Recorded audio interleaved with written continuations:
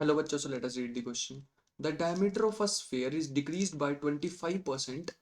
By what percent does it curved surface area decreases? तो हमें बताना है कि अगर डायमीटर 25% कम हो गया है तो उसकी सरफेस एरिया कितने परसेंट से डिक्रीज हो जाएगी।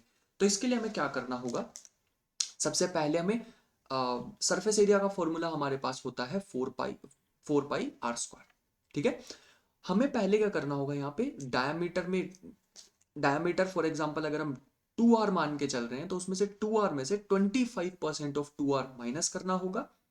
ऐसे ही हमें उसके जो न्यू डायमीटर हमारे पास आने वाला है उससे न्यू सरफेस एरिया निकालेंगे, उसे पुराने वाले सरफेस एरिया से माइनस करेंगे और उसको मल्टीप्लाई मल्टीप्लाई 100 करेंगे तो हमारे पास फाइनल रिजल्ट आ जाएगा। मुझे पता है लैंग्वेज नहीं समझ आएगी, लेट अस डू इट। तो मान लेते हैं let let originally the diameter of the sphere the diameter of the sphere b 2r।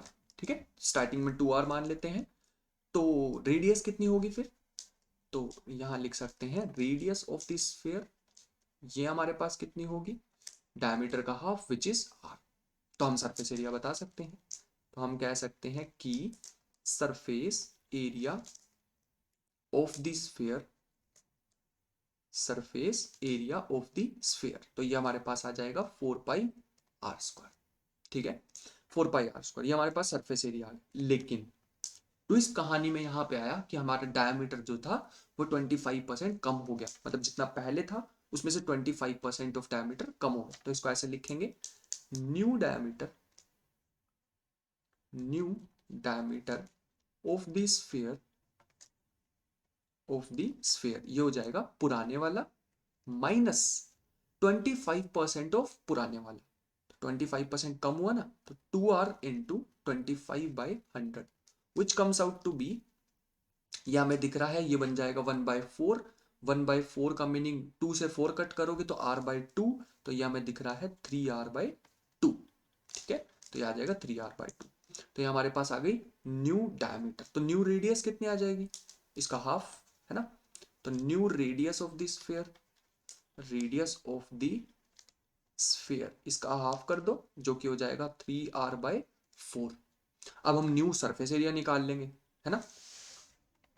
तो न्यू सरफेस एरिया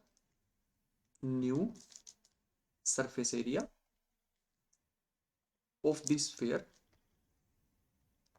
हमारे पास आ जाएगा 4 पाई, r की जगह 3r/4 स्क्वायर, जो कि हमारे पास दिख रहा है हमें बनता हुआ, ये बन जाएगा ऊपर बन जाएगा हमारे पास 9 और नीचे बन जाएगा 16, लेकिन 4 से कट हो जाएगा तो 9/4 पाई r स्क्वायर।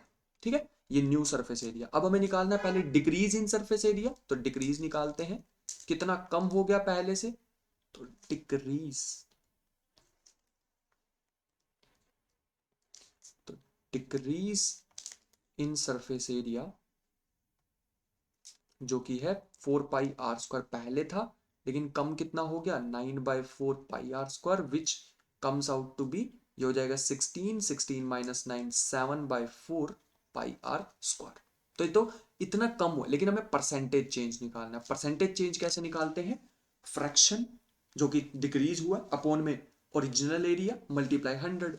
तो हमारे पास कुछ ऐसा बनेगा, percentage decrease, percentage decrease decrease जो कि हमारे पास बन जाएगा पूरा न्यू वाला area, new surface area upon original surface area multiply 100। तो इसको लिख लेते हैं, new surface area, S A means surface area, upon original surface area.